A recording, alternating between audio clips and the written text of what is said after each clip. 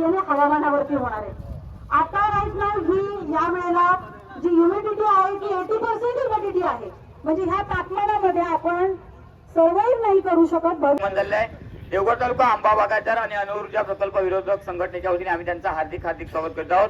तसेच शेतकऱ्यां संघटनेचे नेते आणि या चळवळीला भव्य दिव्य स्वरूप ज्यांनी दिलं, सिंधुदुर्गाचं भाग्य आहे की सन्माननीय आमचे नेते राजू शेट्टी साहेब या प्रकल्पाच्या विरोधी पाठिंब्यासाठी उपस्थित राहिलेले आहेत आणि फार मोठं नेतृत्व आपल्याला लाभलेलं आहे. खरं तर आपण स्वतःला भाग्यवान समजायला हवं की या जनतेच्या पाठीशी आज ठामपणे उभे राहणारे नेते आपल्याला भेटलेले आहेत.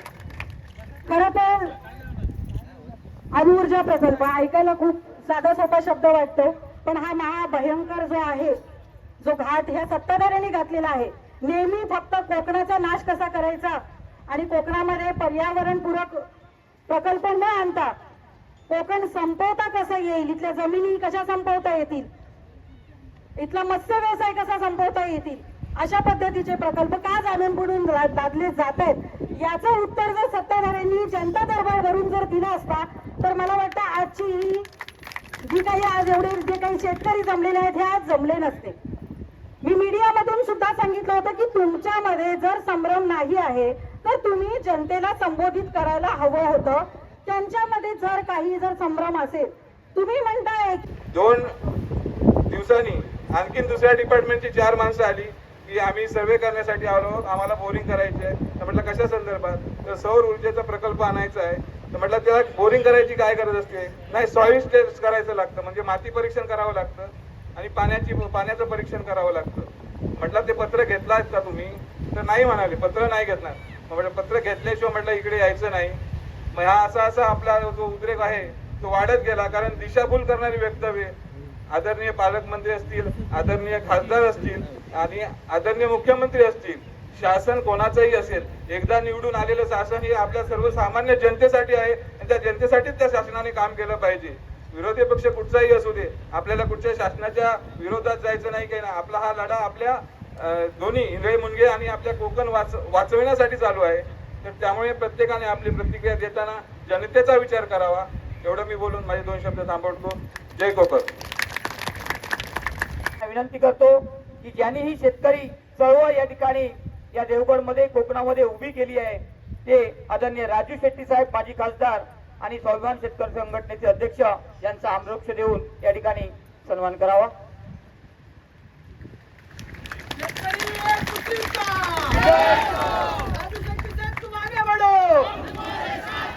अणुऊर्जा प्रकल्प रद्द.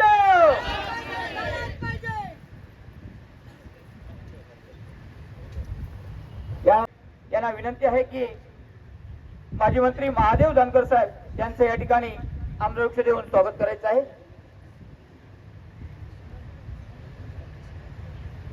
डॉक्टर मंगेश सावंत, अणुऊर्जा प्रकल्पाचे अभ्यासक, गाडे अभ्यासक डॉक्टर मंगेश सावंत यांचं आगमन झालं आहे. त्यांचं हार्दिक स्वागत. त्यांना विनंती आहे की व्यासपीठावरती स्थानापन्न व्हावं.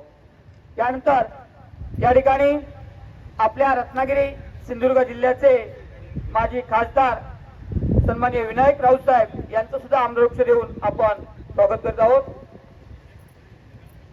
मयूर वाळके, आंबा बागायतदार मयूर वाळके यांना विनंती करतो की त्यांनी विनायक राऊत साहेब यांचं आम्रवृक्ष देऊन स्वागत करायचं आहे.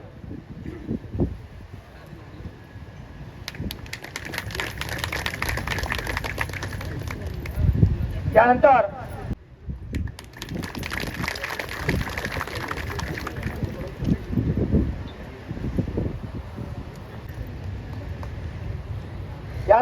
महाराष्ट्र नवनिर्माण सेनेचे जिल्हाध्यक्ष सन्माननीय धीरज परब साहेब यांचं सुद्धा या ठिकाणी स्वागत करतील.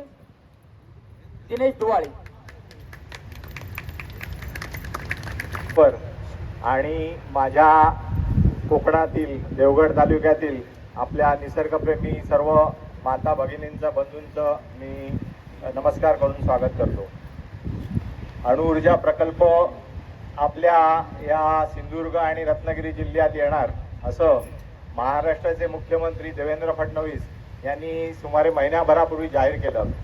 ही बातमी जेव्हा आली त्या बातमीमध्ये स्पष्टपणे म्हटलं होतं की पूर्णगड येथे अडाणी पूर्णगड येथे अंबानीचा 7,680 मेगावॅटचा प्रकल्प येणार अणुऊर्जा प्रकल्प. त्याच्यानंतर बारसू येथे म्हणजे जिकडे आता रिफायनरीचा विरोधात मोठं आंदोलन झालं त्या बारसू येथे 6,000 मेगावॅटचा अडाणीचा प्रकल्प येणार अणुऊर्जा प्रकल्प. आणि देवगडमध्ये 7,200 मेगावॅट कॅपॅसिटीचा NTPCचा प्रकल्प येणार असं त्यांनी म्हटलं होतं. म्हणजे साधारण नवीन प्रकल्प जे जाहीर झाले ते 20,000 मेगावॅट क्षमतेच्या पेक्षा जास्त. आणि त्याच्यात जैतापूरचा जगातील सगळ्यात मोठा जो प्रकल्प आहे 9,900 मेगावॅट हा जैतापूरचा अणुऊर्जा प्रकल्प पण आपल्या विजयदुर्ग खाडीच्या बाजूलाच आहे, 5 किलोमीटर आहे विजयदुर्ग पासून. तर तो असे सगळे धरले तर देवगड पासून तुमच्या पूर्णगड पर्यंत हे जे अंतर आहे हवाई अंतर हे साधारण 50 किलोमीटर जास्तीत जास्त आहे. आणि ह्या 50 किलोमीटर अंतरामध्ये 30,000 मेगावॅटचे अणुऊर्जा प्रकल्प हे सरकार आणू पाहत आहे. माझं या सरकारला स्पष्ट सांगणं आहे, तुमचं डोकं ठिकाणावर आहे का? या सरकारचं 100% डोकं फिरलेलं आहे. कारण जगामध्ये कुठेही असे एवढे मोठ्या क्षमतेचे अणुऊर्जा प्रकल्प एवढ्या कमी अंतरात नसतील. सगळ्यात महत्वाची गोष्ट म्हणजे अणुऊर्जा ही धोकादायकच आहे. आणि त्या ती धोकादायक अणुऊर्जा एवढ्या मोठ्या क्षमतेने जर सरकार आणत असेल तर सरकारचं डोकं ठिकाणावर आहे काय असा मला एक सामान्य माणूस म्हणून प्रश्न पडतो. कारण याचं कारण सगळ्यात महत्वाचं म्हणजे सरकारच्या दृष्टीने जे प्रकल्प आणतात म्हणजे भले काकोडकर सांगत असतील किंवा आणखी कोण वैज्ञानिक सांगत असतील आणि इंडस्ट्रीयल सांगत असतील आणि सरकारचे प्रशासनाचे अधिकारी असतील की अणुऊर्जा ही स्वस्त आहे, स्वच्छ आहे आणि सुरक्षित आहे असं ते लोक म्हणतात. यांच्यासाठी पहिला प्रायोरिटीचा म्हणजे महत्वाचा मुद्दा काय असतो? स्वस्त पैसे, त्याच्यानंतर स्वच्छ आणि सगळ्यात शेवटी सुरक्षा. माझं हेच सांगणं आहे, प्रकल्प खय येता आमच्या मागच्या दारात येता, बरोबर आहे की नाही? आपल्या परड्यात प्रकल्प येता. तर त्याच्यामुळे आमच्यासाठी स्वस्त आणि स्वच्छ हे दुय्यम मुद्दे झाले. आमच्यासाठी सगळ्यात महत्वाचा मुद्दा आहे सुरक्षेचा. आणि या सुरक्षेच्या मुद्द्याच्या कारणावरूनच आम्ही सांगतोय की आम्हाला हे प्रकल्प नको आहेत. का? याची स्पष्ट उदाहरण आहे. आज 2026 साल आहे.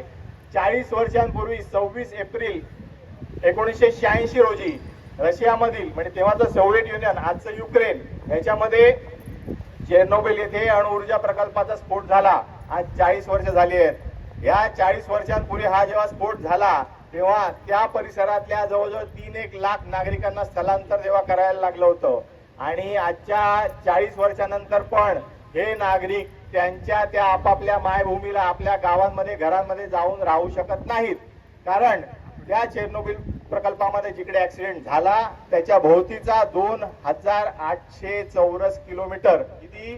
2,800 चौरस किलोमीटर, गुंठे ना एकर ना हेक्टर ना किलोमीटर.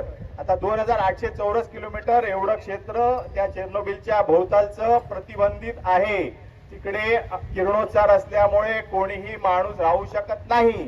तिकडे मनुष्य वस्ती नाही. आणि पुढच्या किमान 250 ते 300 वर्षात तो किरणोत्सार कमी होईपर्यंत तिथे कोणी राहू शकणार नाही. म्हणजे तुम्ही लक्षात घ्या, अणुऊर्जामध्ये प्रकल्पात अपघात होणे हे कुठच्या तरी एखाद्या दुसऱ्या प्रकल्पात केमिकल फॅक्टरीमध्ये स्फोट येण्यासारखी गोष्ट नाही. इकडे लोक तुम्हाला कायमचं प्रकल्पात अपघात झाल्यास परागंदा व्हावं लागेल हे स्पष्टपणे सिद्ध झालेलं आहे आणि ते घडलेलं आहे. अजूनही तिथे कोणी लोक राहू शकत नाही. आता एवढं परागंदा जर अशी भीती जर असेल, एवढा सेफ्टीचा इश्यू असेल तर आम्हाला आमच्या जर गावात आमच्या परिसरामध्ये येणार असेल तर आमच्यासाठी सुरक्षेचा मुद्दा हा पहिला असतो. पैसे, त्याच्या किती विजेचं बिल किती येणार आणि काय येणार हे आमच्यासाठी दुय्यम मुद्दे आहेत. तर लक्षात घ्या, 2,800 चौरस किलोमीटर हे तुम्ही जर विचार केला तर केवढं होईल? निम्मा सिंधुदुर्ग जिल्ह्याचं क्षेत्रफळ आहे 5,200 चौरस किलोमीटर. आपला रत्नागिरी शेजारचा आहे त्याचं क्षेत्रफळ आहे साधारण 8,200 चौरस किलोमीटर. म्हणजे निम्मा सिंधुदुर्ग जिल्हा किंवा 1/3 रत्नागिरी जिल्हा एवढा एरिया म्हणजे एवढ्या क्षेत्रफळाचं गाव आहे. त्याच्यातली सगळ्यांना असा जर ऍक्सिडेंट झाला तर कायमचं परागंदा व्हायला लागेल. तर त्याच्यामुळे आपल्यासाठी सगळ्यात महत्वाचा मुद्दा आहे सुरक्षितता. ही झाली अपघाताची गोष्ट. दुसरी गोष्ट महत्वाची सुरक्षिततेची म्हणजे जेव्हा अणुऊर्जा प्रकल्प सुरू असतो त्या अणुऊर्जा प्रकल्पामधून हवेमध्ये किरणोत्सार सोडला जातो, त्याचप्रमाणे पाण्यामध्ये किरणोत्सार सोडला जातो. सरकारचे सायंटिस्ट आपल्याला सांगणार नाही, ते सगळं अगदी त्यांचे जे काही नियम असतात त्याच्यानुसार ओके सोडलं जातं, अतिशय कमी असतं. पण आपल्यासाठी डोळ्यासमोर घडलेलं उदाहरण म्हणजे तारापूर आहे. तारापूरचा अणुऊर्जा प्रकल्प 1969 साली सुरू झाला. आज जवळजवळ 55-56 वर्ष त्याला झालेली आहेत. तारापूरमध्ये साधारण 1400 मेगावॅटचा प्रकल्प आहे. चार रिॲक्टर आहेत तिकडे. 1969-70 साली 220 मेगावॅटचे 2 प्रकल्प सुरू झालेले आणि त्याच्यानंतर 2005-06च्या दरम्यान 1040 मेगावॅटचे असे टोटल 1400 मेगावॅटचे अणुऊर्जा प्रकल्प तिथे आहेत. तर तिथे परिस्थिती काय आहे, तर तिथली जी आजूबाजूची गावं आहेत, हिवली, अक्करपट्टी, दांडी, पोखरण, या सगळ्या गावांमधले जे गावकरी आहेत, तर ते म्हणतात की इकडे कॅन्सरचं प्रमाण मोठ्या प्रमाणात वाढलेलं आहे. इकडे लोकांना वेगवेगळ्या प्रकारचे आजार म्हणजे गंग असलेली मुलं जन्माला येणं, नंतर तुम्हाला मुलं न होणं, त्याच्यानंतर बायकांचे गर्भपात होणं, वेगवेगळ्या प्रकारचे कॅन्सर जे रेडिएशनमुळे होतात, असे सगळे आजार ह्या प्रकल्पाच्या मुळे परिसरामधील लोकांमध्ये वाढलेले आहेत असं तिथल्या लोकांचं मत आहे. आता काय झालं की योगायोगाने मागच्या साधारण महिनाभरापूर्वीच तर ही बाब मी तिकडच्या लोकांना सांगितली, कारण तिथे तारापूरमध्ये 600 टन प्रतिवर्ष इतका स्पेंड न्यूक्लिअर फ्युएल म्हणजे अणु कचरा असतो, किरणोत्सारी अणु कचरा जो अतिशय किरणोत्सारी असतो, तर ह्या 600 टन अणु कचऱ्यावर दरवर्षी प्रक्रिया करण्यासाठी तारापूरमध्ये नवीन प्लांट येत आहे. तर ती गोष्ट मी त्यांना सांगितली. त्या लोकांनी त्यामुळे तिकडे भूमिपुत्र सेना म्हणून एक तिकडे संघटना आहे, ती तिथल्या लोकांसाठी काम करत असते. त्यांना मी सांगितली, त्यांनी हा मुद्दा उचलून धरला. त्यांनी सांगितलं की आम्ही ह्याच्यावर आमरण उपोषण करणार. मग तेव्हा शासकीय यंत्रणा हल्ली, त्यांनी बोलावलं त्यांना. तर तेव्हा तिकडचे DYSP होते, त्यांनी मीटिंग बोलावली त्यांच्या कार्यालयामध्ये आणि तेव्हा BRCचे 4 अधिकारी इकडे आले होते. AO दर्जाचा एक अधिकारी होता. तर तो सांगायला लागला की काही नसतं, प्रॉब्लेम नाही, हे रिप्रोसेसिंग प्लांट मध्ये काही त्रास होत नाही वगैरे वगैरे वगैरे. आणि त्याला मी तेव्हा म्हटलं की बाबा रे, तू हे सगळं सांगतोयस हे ठीक आहे, पण इकडच्या लोकांचा असा प्रॉब्लेम आहे, लोक म्हणतात तिकडे कॅन्सरच्या केसेस वाढल्या आहेत. तर त्याच्यासाठी तुम्ही इथल्या लोकांचा काय वैद्यकीय अभ्यास मागच्या 1 वर्ष 2 वर्ष 50 वर्षात कधी काय केलाय का? तर केलेला नाही. म्हटलं हा जो 600 टन रिप्रोसेसिंगचा प्लांट आणताय, तो 600 टन स्पेंड न्यूक्लिअर फ्युएल होण्यासाठी 24,000 मेगावॅटचे अणुऊर्जा प्रकल्प तुम्हाला चालवायला लागतील. तेव्हा त्याच्यातनं दरवर्षाला 600 टन कचरा निर्माण होईल. तर आजची भाना तुम्ही 24,000 मेगावॅट क्षमतेच्या अणुऊर्जा मधला प्रकल्प होईल, इतका कचरा तुम्ही एका वर्षी तिकडे त्याच्यावर प्रोसेस करणार, दरवर्षी असा होत राहणार. तर एवढा मोठा जर तुम्ही प्रकल्प आणलाय तर ह्याच्याबद्दल लोकांना काहीच माहिती आहे नाही. तर तुम्ही याचा एन्व्हायरमेंट इम्पॅक्ट स्टडी केलात का? तुम्ही याचं पब्लिक हिअरिंग घेतलात का? तर नाही साहेब. म्हटलं नाही आता आम्ही घेऊ ना 2-3 महिन्यात. म्हटलं तुम्ही काय बोलता, तुमचं डोकं ठिकाणार आहे का? प्रकल्प यायच्या आधी हे सगळं करायचं असतं, एन्व्हायरमेंट इम्पॅक्ट असेसमेंट आणि पब्लिक हिअरिंग. आता आम्ही सांगतोय म्हणून तुम्ही आता करू 2-3 महिन्यात घेऊ म्हणता. म्हटलं कोणाला मूर्ख बनवताय? हे असले धंदे चालणार नाहीत. तुम्ही हे करा, 2 ते 3 महिन्यात तुम्ही म्हणताय ती लागली पाहिजे एन्व्हायरमेंट इम्पॅक्ट असेसमेंट आणि हे सगळं झालं पाहिजे. तर आम्ही त्यांना ठणकावून सांगितलं, नाही झालं तर तिकडे आम्ही आंदोलनाला बसणार, मोठ्या प्रमाणात तिकडे आंदोलन होणार. तर असं सगळं सांगितल्यावर मग तो सांगतोय की आता म्हणजे आम्ही सांगितल्यानंतर तो सांगतोय की एन्व्हायरमेंट इम्पॅक्ट असेसमेंट होणार आणि पब्लिक हिअरिंग होणार. म्हणजे शासन आपली किती काळजी घेते, शासन राज्यकर्त्यांना आपली किती काळजी घेते हे लक्षात घ्या. आम्ही त्यांना म्हटलं मागच्या 50 वर्षात इकडे हे प्रकल्पाची आजूबाजूची गावं आहेत, तर त्याच्यामध्ये तुम्ही लोकांचे काही अणु म्हणजे ज्याचे रेडिएशनचे जे दुष्परिणाम होतात त्याच्याबाबत तुम्ही काही स्टडी केलं का? तर नाही म्हणाले. तर म्हटलं आम्ही त्यांना सांगितलं की इकडे ही जी आपला इमर्जन्सी प्लॅनिंग झोन असतो 16 किलोमीटरचा, त्या 16 किलोमीटर मधल्या प्रत्येक गावातल्या प्रत्येक नागरिकाचं तुम्ही वैद्यकीय तपासणी झाली पाहिजे की रेडिएशनमुळे जे आजार होतात, म्हणजे जसा तुमचा थायरॉइडचा कॅन्सर आहे, तुमचा कोलोनचा कॅन्सर आहे, तुमचा ल्युकेमिया आहे, ब्रेस्ट कॅन्सर आहे, असे जे कॅन्सर रेडिएशनमुळे होतात त्यांचा अभ्यास केला पाहिजे. या सगळ्या गावांमधल्या प्रत्येक नागरिकाचा जनरल मेडिकल स्टडी नको, कॅन्सरमुळे होणाऱ्या आजारांचा अभ्यास झाला पाहिजे आणि तो अहवाल त्याचा रिपोर्ट प्रत्येक नागरिकाला मिळाला पाहिजे. आणि तुम्ही सगळे म्हणजे जे सायंटिस्ट लोक असतील त्यांनी एक क्युम्युलेटिव्ह स्टडी करायला पाहिजे सगळ्यांचा की बाबा एवढे 2 लाखांचा आम्ही अभ्यास केला, तर त्याच्यामध्ये का इतक्या जणांना थायरॉइड कॅन्सर आहे, इतक्या जणांना हे आहे, म्हणजे लोकांना समजलं पाहिजे की बाबा खरोखर काय त्रास होतो. आणि त्याच्यानंतर सगळ्यात महत्वाची गोष्ट आम्ही त्यांना विचारलं की इकडे अपघात झाला प्रकल्पस्थळी तर त्याच्यासाठी जो प्लॅन असतो, इमर्जन्सी प्लॅन असतो, तर तो जिल्हाधिकाऱ्यांकडे असतो. पण गावागावांमध्ये प्रकल्प आहेत का? एवढे सगळे जे लोक राहतात तिकडे, तर त्यांना तुम्ही प्रकल्पात अपघात झाला तर तुम्ही त्यांना कशा हलवणार? ही काहीही माहिती स्थानिक पातळीवर अवेलेबल नाही. जेव्हा आपण म्हणतो की सुरक्षा आहे, ही सुरक्षा काय? प्रकल्पात अपघात झाला तर लोकांना तुम्ही कसं हलवणार? तुमच्याकडे गाड्या आहेत का? लोकांना कळवणार कसं? याच्यापैकी काहीही ग्राउंडवर नाही आणि हे शुद्ध थापा मारतात. तर त्यामुळे आम्ही सांगितलं की अणुऊर्जा ही सुरक्षित नाही. तुम्ही प्रूव्ह करा, तुम्ही प्रूव्ह करून दाखवा, तर आम्ही म्हणू. काकोडकर मागे हे आले होते इकडे जैतापूरच्या वेळेला, सांगत होते जैतापूर अणुऊर्जा प्रकल्प एकदम सुरक्षित आहे कारण तो माडबनच्या सड्यावर येणार आहे. माडबनचा सडा 25 मीटर उंचीवर आहे आणि त्याच्यामुळे त्याला त्सुनामी आली तरी काही धोका होणार नाही. काकोडकर एक खोटं सांगत होते, दिशाभूल करत होते. आम्ही स्पष्टपणे त्यांना विचारलं, तुम्ही एन्व्हायरमेंट इम्पॅक्ट असेसमेंट जो लिहिलेला आहे जैतापूरचा, त्याच्यामध्ये स्पष्टपणे म्हटलेलं होतं की जैतापूरचा माडबनचा सडा जो आहे तो लॅटराईटचा म्हणजे जांभ्या दगडाचा आहे. जांभा दगडा ठिसूळ असतो, त्याच्यावर एवढे अवाढव्य प्लांट्स येऊ शकत नाही. त्यामुळे संपूर्ण जांभा दगड फोडून जिकडे तुम्हाला काळा कातळ लागतो, जो समुद्र सपाटीला आहे, तिथपर्यंत हा सगळा सडा तोडावा लागेल आणि त्याच्यानंतर साधारण 7 मीटर उंचीवर म्हणजे 20 फुटावर तुमचे अणुऊर्जा प्रकल्प उभारले जातील. ही वस्तुस्थिती असताना काकोडकर लोकांची दिशाभूल करवते. कारण माडबन प्रकल्पाला काही धोका नाही कारण तो माडबनच्या सडावर येणार आहे जो 25 मीटर उंचीवर आहे. अरे माडबनचा सडा शिल्लक जर राहणार नाही, एन्व्हायरमेंट इम्पॅक्ट असेसमेंट स्टडीमध्ये म्हटलंय, तर तुमचं कसं काय होणार? तर त्याच्यामुळे देवेंद्र फडणवीस काय म्हणतील, आणखी कोण काय म्हणतील, सुरक्षित आहे विचार अजिबात विश्वास ठेवू नका. आपल्यासाठी आपली सुरक्षा महत्वाची आहे आणि त्याच्यासाठी आपल्याला हे अणुऊर्जा प्रकल्प नको, देवगडात नको, जैतापूरला नको, पूर्णगडला नको आणि बारसूला नको, कुठेच कोकणात नको फक्त. आणि हे प्रकल्प, हे सरकार फक्त आपल्याकडे अणुऊर्जा प्रकल्प आणताय, तसंच तिकडे पालघर जिल्हा उत्तरेला आहे. 7 प्रकल्प तिकडे त्या पालघर जिल्ह्यामध्ये लादलेले आहेत. संपूर्ण कोकण चा विध्वंस करायचं या सरकारचं धोरण आहे आणि त्याला आपल्या संपूर्ण कोकणातील जनतेने एकत्र येऊन विरोध केला पाहिजे. कुठच्या पक्षाचं काय असेल ते मला देणं घेणं नाही. मी या कोकणाचा नागरिक आहे.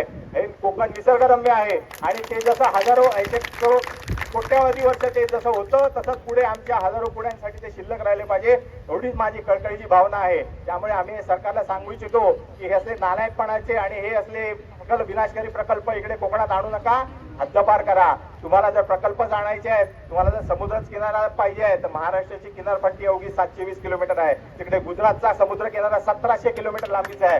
घेऊन जा सगळे प्रकल्प गुजरातच्या किनारपट्टीवर. महाराष्ट्राची किनारपट्टी, कोकण किनारपट्टी, कोकणी माणूस हा उद्ध्वस्त करण्यासाठी आलेला नाही. महाराष्ट्राची स्थापना इथला मराठी माणूस, इथली संस्कृती, इथली भाषा यांचं रक्षण करण्यासाठी आहे. हे परप्रांतीयांची भरताट करण्यासाठी हा महाराष्ट्र स्थापन झालेला नाही. या सरकारने लक्षात घ्यावं आणि असले हे सगळे प्रकल्प ज्या आहेत ज्यांच्या माध्यमातून हे परप्रांतीयांची भरती होणार आहे, ज्यांच्यासाठी हिंदी भाषेची सक्ती केली जात आहे, तर असले हे प्रकल्प आम्ही आणू देणार नाहीत. जबरदस्ती केली तर त्याचं रोखठोकपणे चोखपणे उत्तर तुमचं दिलं जाईल, हे तुम्ही सगळ्यांनी लक्षात ठेवा. एवढंच बोलून मी माझे 4 शब्द संपवतो. धन्यवाद. जय हिंद, जय महाराष्ट्र. धन्यवाद. आणि डॉक्टर मंगेश सावंत साहेब, अणुऊर्जेचे जे तोटे आहेत ते आपण या ठिकाणी सर्व ग्राम त्याचाच फलित जे आज शेतकरी पेटून उठले ते त्याचं फलित आहे. खरंच त्याचे मनपूर्वक आभार आहेत त्या युट्यूबरचे आणि त्याच्याच दुर्दैवाने याच ठिकाणी गाव आहे. त्यामुळे आम्ही एवढंच सांगतो की आम्ही कुठलाही उठाव जास्त मोठ्या प्रमाणात केला नाही.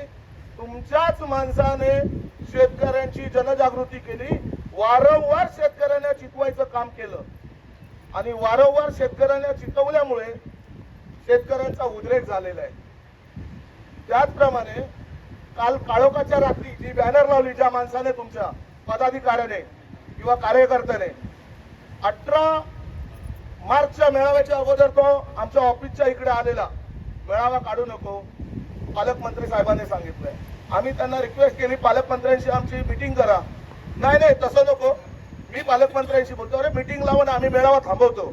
नाही मीटिंग नको, आम्ही बोलून घेतो. आम्ही काय थांबलो नाही. तुझं पालकमंत्र्यांशी आमची मीटिंग लावत असतील तर आम्ही विचार करू, योग्य तो हे भेटलं आम्हाला देतो काही अनुदान वगैरे, नाही तर आम्ही थांबायची तयारी होती.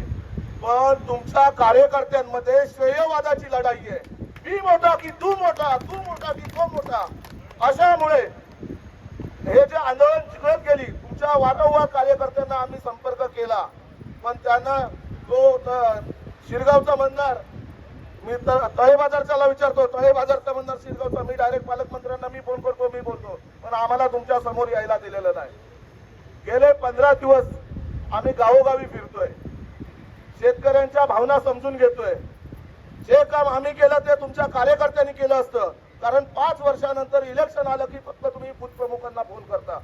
अरे ऐक ना सगळे आपल्यासोबत, तर हेच काम तुम्ही तुमच्या बूथ प्रमुखांना, म्हणजे जे कार्यकर्ते फिरतायत त्यांनाच दिलं असतं. जावा गावागावाने फिरा, संध्याकाळच्या शेतीचे दिवस आम्ही रोज रात्री 11 वाजेपर्यंत बाहेर फिरत होतो शेतकऱ्यांच्या भावना समजून घ्यायला. आम्ही हे नाही सांगितलं तुम्ही भाजपला मतदान करू नका, तुम्ही कोणत्याही राजकीय पक्षाला मतदान करा, आमचं काही देणं घेणं नाही आंबा काजू बागायतदार संघटनेचं. त्याचं कारणच एक, आमची संघटना ही राजकीय नाहीये, परंतु कुठलाही प्रकल्प येत असेल किंवा आंबा काजू बागायतदारांचं नुकसान होत असेल त्याच्या पाठीशी आम्ही खंबीरपणे उभे राहणार, एवढं मात्र नक्की. तर ज्या ज्या गावांमध्ये आम्ही फिरत होतो, आज पूर्णतः आंबा बागायतदार शेतकरी नसते नाबूद झालेला आहे. त्या गावांमध्ये गेल्यावर औषधाचे दुकानदार जे आहेत त्या दुकानदारांचा मोठ्या प्रमाणात छळवणूक चाललेली आहे शेतकऱ्यांना. परवाच्याच दिवशी सौंदाळे गावामध्ये गेलो होतो, एक बदाने बदाने म्हणून कोणतरी औषध विक्रेता आहे आणि सौंदाळ्यामध्ये एक औषध घेतलेलं, त्याचं नाव सांगतो तुम्हाला, कनेरे म्हणून एक व्यक्ती आहे, त्याने त्याच्याकडनं औषध घेतलं. अक्षरशः तो त्याच्या घराच्या उंबरे झिजवतोय. तो मुंबईला त्याच्या आईला घेऊन, त्याच्या आईच्या दोन्ही किडण्या फेल झालेल्या आहेत. त्याने मला मुंबईवरून फोन केला, अरे असं असं आहे, काय करूया. मी म्हटलं त्या बदानेचा नंबर पाठव. त्या बदानेला पहिलं प्रेमात विचारलं, अरे बाबा काय झालं, देईल ना तो तुझे पैसे, तू किती टक्के डिस्काउंट देणार आहे. नाही पूर्ण पैसे द्यावेच लागतील, एवढे थोडे तुला देत नाही, काय ते तोडून घे म्हणून सांगितलं त्याला. त्या दिवशी तुला पैसेच देत नाही ना. मी रत्नागिरी जिल्ह्यात आहे, तुमच्या आमच्या संघटनेचा विषय काही घेत नाही. मी कात्रा देवीमध्ये माझं दुकान आहे, माझी संघटना आमची कोणी जे असेल ते तुझ्या कात्रा देवीला येऊन तुझ्या दुकानातलं सामान बाहेर काढून टाकेल. हे आम्हाला कोणी दिलं, म्हणजे एवढी ताकद बोलायची कोणी दिली आम्हाला. आज कोकणातला शेतकरी किंवा कोकणातला माणूस एवढा कोण बोलू शकत नव्हता. हे सर्व राजू शेट्टी साहेबांमुळे आम्हाला भेटतंय. त्यामुळे आता याच्यानंतर आमच्यावरती केसेस होऊन देत, काही होऊन देत, आम्ही गप्प बसणार नाही. याच बॅनर लावणाऱ्याचं नाव काय ते, त्या बॅनर लावणाऱ्याला आम्ही पालकमंत्र्यांना सन्माननीय सांगायला सांगितलं होतं की औषधवाल्यांचा जो विषय आहे, औषधवाले मुठभर आहेत पण शेतकरी हजारो आहेत. पालकमंत्री साहेबांबरोबर बसून शेतकऱ्यांना योग्य तो मोबदला, म्हणजे जर 1 लाख रुपये बिल असेल तर त्याचं 40,000 रुपये हे करून द्या. या माणसाने सांगितलं नाही, मग त्यांचं नुकसान होणार. अरे तुम्हाला औषधवाल्यांचं नुकसान झालं ते चालतं, पण शेतकऱ्यांचं नुकसान झालेलं म्हणजे शेतकऱ्याचं नुकसान झालेलं चालतं, पण त्यांचं नुकसान झालेलं हे होत नाही. त्यामुळे येणाऱ्या अणुऊर्जा प्रकल्पाला शेतकरी आंबा बागायतदार संघटनेचा पूर्णपणे विरोध असेल आणि हा कायमस्वरूपी असेल. याच्यासाठी परत जरी आंदोलन करायची वेळ आली तरी ते आम्ही करू. धन्यवाद. धन्यवाद अध्यक्ष साहेब. यानंतर आंबा बागायतदार संघटनेमध्ये हिरिरीने काम करणारे युवक काँग्रेसचे जिल्हाध्यक्ष किरण टेंबुलकर यांना विनंती करतो की त्यांनी थोडक्यात मनोगत व्यक्त करावं. माजी खासदार आणि शिवसेनेचे नेते विनायक राऊत साहेब मुद्दाम या आंदोलनासाठी आलेले आणि त्यांना आपण बोलवलंय ते राज्याचे माजी मत्स्यमंत्री जानकर साहेब, व्यासपीठावर माझे सर्व सहकारी, त्या बागायतदार संघटनेचे नेते, त्यांचे सर्व सहकारी, माझ्यावर आलेले माझे शिवसेनेचे सर्व सहकारी, आमचे तालुका प्रमुख रवींद्र जोगल. खरं तर प्रत्येक आंदोलन जेव्हा होतं, अणुऊर्जा प्रकल्प असून देत, पोस्टिंग प्रकल्प असून देत, आणि सिंधुदुर्गातला खरं तर हा जेनेटिक आहे, हा पर्यावरणवादी आहे. त्यामुळे प्रत्येक पर्यावरण विरोधी प्रकल्प असेल त्याला सिंधुदुर्गातील जनता प्रकल्प. ठाकोऱ्यामध्ये सुद्धा, आजगावमध्ये सुद्धा असेच लोक जमले, हजारो लोक. दुसऱ्या दिवशी त्या ठिकाणी पालकमंत्री आले आणि त्यांना सांगितलं की माझा शब्द आहे की या ठिकाणी हा प्रकल्प मी होऊ देणार नाही म्हणून. काल या ठिकाणी आले की माझा शब्द आहे की मी या ठिकाणी होऊ देणार आहे. तुमचे एकदा शब्द कागदावर लिहून आणा आणि ते आम्हाला द्या, म्हणजे आम्हाला कळेल कुठला शब्द तुम्ही कायम या ठिकाणी देताय म्हणून. आणि त्यामुळे खरं तर गेले 6 वर्ष आम्ही आमदार होतो, खासदार होते, आम्ही असे प्रकल्प अनेक वेळा सरकार आणण्याचा प्रयत्न करत होता, परंतु त्यावेळी आम्ही हे प्रकल्प आणून पडत होते. परंतु दुर्दैवाने आज तिन्ही राणे या जिल्ह्याच्या सत्तेवर आहेत आणि त्यामुळे लोक देशातल्या असू देत, राज्यातल्या असू देत, उद्योगपतींना वाटतंय की आपण सिंधुदुर्ग जिल्ह्यामध्ये हात ठेवला, तिथे राणे आहेत, त्यामुळे हा प्रकल्प त्यांचा समज झालेला आहे. तो समज आपल्याला सगळ्यांना आज या ठिकाणी मोडून काढायचा आहे की जो प्रकल्प, जो विरोध आपल्याला सर्वांना दाखवायचा आहे. आज जास्त वेळ आपला घेत नाही, परंतु हे आंदोलन, ही लढाई आता आपली सुरू झालेली आहे. लढाई, ही लढाई कधी संपेल हे सांगता येणार नाही. या लढाईमध्ये आपल्याला किती त्रास होईल हे सांगता येणार नाही. या लढाईमध्ये आपल्याला काय आपलं गमवावं लागेल हे सांगता येणार नाही. परंतु ही लढाई सुरू झालेली आहे. या लढाईत आम्ही सर्व सिंधुदुर्गवासीय, आमची संपूर्ण शिवसेनेची ताकद तुमच्या या पाठीशी आहे आणि परंतु ही लढाई तुम्हालाच लढावी लागेल, तुम्हालाच या ठिकाणी पुढे यावं लागेल आणि त्यांच्या पाठीशी आम्ही सर्व या ठिकाणी लोकप्रतिनिधी, माजी असू देत किंवा संघटनेचे कार्यकर्ते असू देत, या सगळ्यांच्या पाठीशी आम्ही तुमच्या पाठीशी आहोत. खरं तर या तरुण मुलांचं ढोकेंचं असू देत, आमचे गणेश गावकर असू देत, त्यांच्या असल्या तर आमचे टेबुल असेल त्यांचं मनापासून अभिनंदन केलं पाहिजे होतं. कारण पहिल्यांदा त्यांना पण वाटलं की आपण सत्ताधारी लोक आपला काहीतरी आश्वासन देतील म्हणून ते हळूहळू चालत होते, हळूहळू त्यांच्या विरोधात बोलत होते, टप्प्यावर बोलत होते. परंतु त्यांना सुद्धा कळलं की 6 महिन्यात ते कुठेही मदत जाहीर करू शकले नाहीत, म्हणून ते खुल्या आज बोलायला लागले. त्यांची हिंमत झाली. हे खरं तर आपली सर्वांची ताकद आहे आणि त्यांच्या पाठीशी आम्ही सर्वजण आहोत. आज खरं तर तुम्ही हा लढा सुरू केलेला आहे, हा जरी छोटा लढा असेल तर निश्चितपणे या लढ्याची ताकद, या लढ्याचा अंगारा, या लढ्याची आग ही संपूर्ण सिंधुदुर्ग जिल्ह्यात होईल. आणि आज खरं तर या तुमच्या लोकांकडे, आज सगळे लोक सिंधुदुर्ग जिल्ह्यातले बघतायत. आजच्या या मेळाव्याकडे अनेक लोकांचं लक्ष आहे, सामान्य लोकांचं लक्ष आहे की देवगडची, मुंडग्यामधली ही माणसं किती पद्धतीने विरोध करतायत, की कोणाच्या ते विरोधात थांबतायत काय. आज खरं तर आज पोलिसांनी एवढी ताकद लावलेली आहे. खरं तर गेल्या 6 महिन्यामध्ये आमच्या सगळ्यांवर प्रत्येक आंदोलन केलं. नीटचा पेपर फोडला, केस. आमचा काजूचा मोर्चा काढला, केस. यांनी त्याशी एक मुख्यमंत्र्यांचा फोटो जाळला, केस. म्हणजे या सगळ्या ठिकाणी केस करणार. आज पोलिसांना सुद्धा माझं आव्हान आहे, तुम्ही किती लोकांवर केस करणार, कितींदा केस करणार. तुमची पण वेळ बघूया आणि आमची पण वेळ बघूया. तुम्ही कितीही केस करा, आम्ही तुमच्या या केसला भिणार नाही, तुमच्या ताकदीला भिणार नाही. आज पुन्हा एकदा सर्वांचं मनापासून आभार व्यक्त करतो की आमची लढाईला सुरुवात आज तुम्ही मोठ्या संख्येने दाखवलात. कोणी तुम्हाला गाडी पाठवली नाही, कोणी तुम्हाला वडा दिला नाही, कोणी तुम्हाला पाणी दिले नाही, पण तुम्ही आपला लढा आहे त्यासाठी तुम्ही सगळेजण आलात. त्याबद्दल तुमचं मनापासून अभिनंदन. आणि हा लढा आपल्याला आजपासून या ठिकाणी चालू करायचा आहे, एवढं सांगतो आणि थांबतो. जय हिंद, जय महाराष्ट्र. धन्यवाद नाईक साहेब. यानंतर राष्ट्रीय समाजवादी पक्षाचे नेते आणि माजी मंत्री आदरणीय महादेव जानकर साहेब यांना विनंती करतो की त्यांनी मनोगत व्यक्त करावं. छत्रपती शिवाजी राजे, महात्मा ज्योतिबा फुले, विश्वरत्न डॉक्टर बाबासाहेब आंबेडकर यांना वंदन करून आज काजू आणि आंबा बागायतदारांच्या, शेतकऱ्यांचा, इतरांचा सभा आणि अणुऊर्जा प्रकल्प नाही झाला पाहिजे यासाठी संघर्ष समितीचे व्यासपीठावर आदरणीय नेते शेतकऱ्यांचे राजू शेट्टी साहेब, आदरणीय राऊत साहेब, आदरणीय वैभव नाईक साहेब, सुशांत नाईक साहेब, आमच्या भगिनी काँग्रेसच्या वंदनीताई आणि मनसेचे शिंदे सेनेचे अध्यक्ष आणि सायंटिस्ट सावंत, पत्रकार बंधू आणि भगिनींनो, बांधवांनो, आंब्या आणि काजूच्या लढ्यात देखील आम्हाला अटक झाली. तुम्ही बघितलं असेल मला आणि राजू शेट्टीला कसं आम्ही टाकलं. राणेंचा दसका एवढा मोठा घेऊ नका, तो फार मोठा माणूस नाही, फार छोटा माणूस आहे. आम्ही सरकार बदलणारी माणसं आम्ही आहोत. महाराष्ट्राचं सरकार राऊत साहेब, मी आणि राजू शेट्टी नसतो आणि तुम्ही नसता तर बनले असते काय मुख्यमंत्री मागच्यावारी. आम्ही सरकार घालणारी माणसं आहोत हे लक्षात घ्या. म्हणून कोकणच्या जनतेला हे सांगण्यासाठी आलेलो आहे, आमची ज्या ज्या ठिकाणी ताकद आहे तुमच्या मागे आम्ही उभा करू. मी आता देवगडमधनं येताना मला एक पोलीस अधिकारी भेटला राऊत साहेब, आणि त्यांनी सांगितलं, जानकर साहेब अंगावर काटा फुटलाय, तुम्ही आमच्यासाठी लढाई करताय. आम्ही जरी पोलीस जरी असतो तरी आमच्यासाठी तुम्ही आलेला आहे. अणुऊर्जा काय, मी बी इंजिनियर आहे, मी बी सायंटिस्ट आहे सावंत साहेब.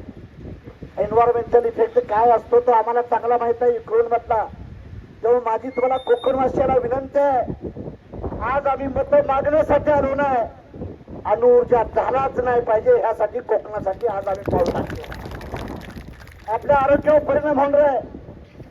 तुम्हाला डेव्हलपमेंटच कोकणची करायची आहे तर कॅलिफोर्निया करू शकता, काश्मीर सारखी अवस्था आमची इथं, टुरिझम सेंटर वाढवू शकता. पण तुमची नियत आणि नीती अंदानीनं आबानीला विकलेली आहे म्हणून तुमचं वाटोळं होत चाललेलं आहे बांधवांनो. आज वीज कुणाची? अंबानीची. काल मी विमानानं आलो होतो, विमान बी कुणाचं, एअरपोर्ट बी अदानीचं, मीटर बी कुणाचं? अदानीचं स्मार्ट मीटर. काही दिवसानं राऊत साहेब, शेट्टी साहेब, ऑक्सिजन देखील तुम्हाला अदानीचा घ्यावा लागेल, अदानीचा. आणि महाराष्ट्राचा मुख्यमंत्री, जगात लबाड मुख्यमंत्री कोण आहे? त्याचं नाव देवेंद्र फडणवीस आहे. त्याच्यावर विश्वास ठेवू नका. सगळ्यात एक नंबरचा लबाड मुख्यमंत्री कोण असेल तर तो देवेंद्र फडणवीस आहे. त्यांची आम्हाला अंडीपिली माहित आहे. मीही त्या कॅबिनेट मध्ये होतो, मला चांगलं माहित आहे. आता तुमचा पालकमंत्र्याकडे राऊत साहेब एक मत्स्य खाता आहे, माझ्याकडे 3 खाती होती, कॅबिनेट मी बी होतो. त्यामुळे मी त्यांना सांगू इच्छितो, तुमची खरीच ताकद राणे बंधूंची आहे का बीजेपी, तर तुम्ही प्रकल्प पहिलं नामंजूर करा, आम्ही तुमचं स्वागत करू. अहो ह्यांना कोण विचारतंय? दिल्लीत बसतात अमित शहा, मोदी, आणि फायनल करतात ही 4 जणी. नंतर ह्यांना कळतंय की हे काढलंय म्हणून, आणि ह्यांना आपण तुम्ही नेतं म्हणताय.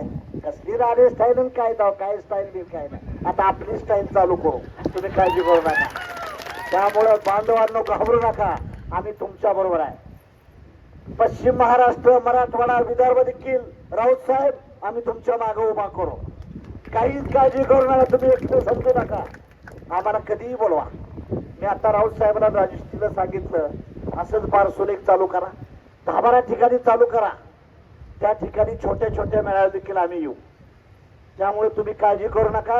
आणि पोलीस काय आपलीच पोर आहेत, त्यांच्याच आंबा बागा चाललेत, तुम्ही काळजी करू नका. तसं आमच्यावर केसेस नाहीत का? नागपूरला माझ्यावर, राजू शेट्टीवर पहिली केस झाली, आम्हाला 2 लाख रुपये माफ व्हायला. काल आंबा ह्याच्यात देखील आम्हाला नेऊन ठेवलं जेलमध्ये. काय घाबरू नका. हे सरकार आपला आणून आपणच आपल्याला केसेस काढून टाकू. तुम्ही काळजी करायचं काही कारण नाही. म्हणून बांधवांनो माझा तुम्हाला पाठिंबा आहे. अणुऊर्जासाठी आम्ही तुमच्या मागे खंबीर उभा राहू. आणि हे प्रकल्प झाले नाही पाहिजेत. पण गावागावात ह्या 2 सरपंचांचं अभिनंदन करीन की तुम्ही अशी माणसं तयार करा, की चळवळ उभा करा की त्या गावातून झालं पाहिजे. उद्या हे कोण मंत्री, आमदार, खासदार कोण फिरू शकणार नाही. गावच ज्यावेळेस तयार होतील ना तेव्हा सरकार काय करू शकत नाही. आपलं गाव हे सरकार बनवा की आधी सांगण्यासाठी तुम्हाला आलोय. आम्ही तुमच्याबरोबर आहोत, तुम्ही काळजी करू नका एवढी अपेक्षा व्यक्त करतो. आणि आम्हाला बोलवलं, तुम्ही आम्हाला स्वागत केलं, त्याबद्दल मी तुमचं अभिनंदन करून आपली रजा घेतो. जय हिंद, जय भारत. धन्यवाद जानकर साहेब. यानंतर शिवसेना पक्षाचे सचिव आणि रत्नागिरी सिंधुदुर्ग जिल्ह्याचे माजी खासदार विनायक राऊत साहेब यांना विनंती करतो की त्यांनी मनोगत व्यक्त करावं. आंबा काजू बागायतदार संघटनेचे अध्यक्ष काका डोके आणि त्यांच्याबरोबर खंबीरपणे साथ देणारे शिवसेना युवा सेनेचे या विभागाचे प्रमुख गणेश गावकर यांच्या संकल्पनेतून आज अणुऊर्जा विरोधातली ही समिती उभी राहिली. आणि त्या समितीच्या वतीने आयोजित केलेल्या या जलसमाधी समारंभाला प्रथम जलसमाधी घेण्यासाठी तयार झालेले सन्माननीय राजू शेट्टी साहेब, त्याचबरोबर आमचे जानकर साहेब, आमचे आमदार वैभव नाईक, साक्षीताई विलास, आमचे परब, सर्वच मान्यवर पदाधिकारी, रत्नागिरीवरून आलेले बाबा साळवी, उपस्थित मान्यवर पत्रकार आणि बंधू भगिनींनो, खरं म्हणजे अणुऊर्जा प्रकल्पाच्या विरोधात लढा देणाऱ्या लढ्यातला मी सर्वात अनुभवी असा कार्यकर्ता आहे. राजापूरच्या, जैतापूरच्या अणुऊर्जा प्रकल्पाच्या विरोधात लढा सुरू केला. त्यानंतर रिफायनरीचा लढा उभा राहिला, त्याच्यामध्ये सहभागी झालो. जैतापूरच्या अणुऊर्जामध्ये सहभागी झालो. आणि आता पुन्हा एकदा देवाभाऊने ह्या कोकणवासियांसाठी नितेश भाऊच्या सांगण्यानुसार हा विषारी प्रकल्प आणायचा जो प्रयत्न केला त्या या लढ्यामध्ये सुद्धा आम्ही तेवढेच सहभागी होणार आहोत. खरं म्हणजे हा लढा साधा सुद्धा नाही. तुम्ही राजापूरची रिफायनरी बघा, जैतापूरचा अणुऊर्जा प्रकल्प बघा, आता कुंभवडा असेल किंवा आजूबाजूच्या गावामध्ये झालेली यापूर्वीची रिफायनरी बघा, आताचा अणुऊर्जा प्रकल्प बघा. काय मला कळत नाही सरकारचं डोकं फिरलंय की काय, नेमकं जागेवर तरी आहे का? तुम्ही काय मागितलं की आमच्या एका आंब्याच्या झाडाला फक्त 5,000 रुपये द्या, फक्त 5,000 रुपये. एका काजूला फक्त 3,000 रुपये द्या. जास्त काय मागितले नाहीत. 5,000 आणि 3,000 रुपये. सोनं झालंय 1.5 लाख रुपये तोळा, त्याच्यामध्ये 5,000 रुपये म्हणजे काहीच नाही. पण त्याने 5,000 3,000 सोडा, त्याने केवढा मोठा राजा उदार झाला. त्या 5,000 3,000च्या ऐवजी हे राज्यकर्ते म्हणाले की तुम्हाला आम्ही शेकडो करोडो रुपये देऊन टाकतो, करोडो रुपये देऊन टाकतो. आणि त्यासाठी त्यांनी अणुऊर्जा प्रकल्प देऊन टाकला. मगाशी डॉक्टर सावंत साहेबांनी सांगितलं तर खरं आहे, अत्यंत अभ्यासूग्रस्त आहेत ते. अणुऊर्जा हा बोलायला जरी छोटा शब्द असला तरी सुद्धा संपूर्ण मानवजात नष्ट करणारा प्रकल्प म्हणजे अणुऊर्जा प्रकल्प. आता हे नारायणराव राणेंना नाही कदाचित समजणार. नितेश राणे मंत्रिपदाच्या घमेंडीत असतात, त्यांना सुद्धा समजून घेण्याची तेवढी त्यांची कुवत नाही. त्यांनी धमकी दिली, ठीक आहे जो विरोध करेल त्याला राणे स्टाईलने आम्ही संपवून टाकू. म्हणजे राणे स्टाईल म्हणजे काय श्रीधर नाही, राणे स्टाईल म्हणजे काय मंचेकर? अरे असल्या धमक्या आम्ही रत्नागिरीच्या त्या सगळ्या प्रकल्पाच्या वेळेला अनेक वेळेला ऐकलं आणि घालून ठेवलं खाली. नारायण राणेंच्या आणि नितेश राणेंच्या धमक्या आम्हाला नवीन नाही आहेत. हिम्मत असेल तर ह्या राणे स्टाईलचा प्रताप त्यांनी राजू शेट्टी साहेबांवर करावा, विनायक राऊतांवर करावा आणि जानकर साहेबांवर करावा, वैभव नाईकांवर करावा. तुमच्या लाठ्या काठ्या पोलिसांच्या पडतील त्यावेळेला पडतील, पण राणे स्टाईलने जरा लोकांच्या जीवन मरणाचा लढा जर तुम्ही संपवण्याची भाषा करत असाल तर आम्ही सुद्धा मेलेल्या आईचं दूध प्यालेलं नाहीये बाबांनो. आमचं सुद्धा धमनीमध्ये रक्त आहे, आमच्या सुद्धा धमनीमध्ये रक्त आहे. आमची भूमी कशी वाचवायची, आमच्या भूमिपुत्रांना कसं वाचवायचं, त्यांचं रक्षण कसं करायचं. अरे अणुऊर्जा म्हणजे काय, ही पिठाची गिरण वाटली काय किंवा काजू प्रोसेसिंग प्लांट वाटलं काय? मगाशी तुम्ही टेक्सटाईल पार्कचा उल्लेख केला. मी खासदार असताना ऍग्रिकल्चर पार्लमेंटरी कमिटीमध्ये होतो, त्यावेळेला मी कोकणामध्ये टेक्सटाईल पार्कची मागणी केली. दुर्दैवाने केंद्रीय मंत्र्यांनी उत्तर दिलं की तुमच्याकडे कापूस कुठे आहे. मी म्हटलं इचलकरंजीला आहे की टेक्सटाईल पार्क, 150 किलोमीटर खाली आलं तर त्याच्यामध्ये काय बिघडलं. बस टेक्सटाईल पार्क द्यायचं नाही, गारमेंट पार्क द्यायचं नाही आहे, सोलर एनर्जी पार्क उभा करा म्हणून सांगितलं, तिथे द्यायचं नाही.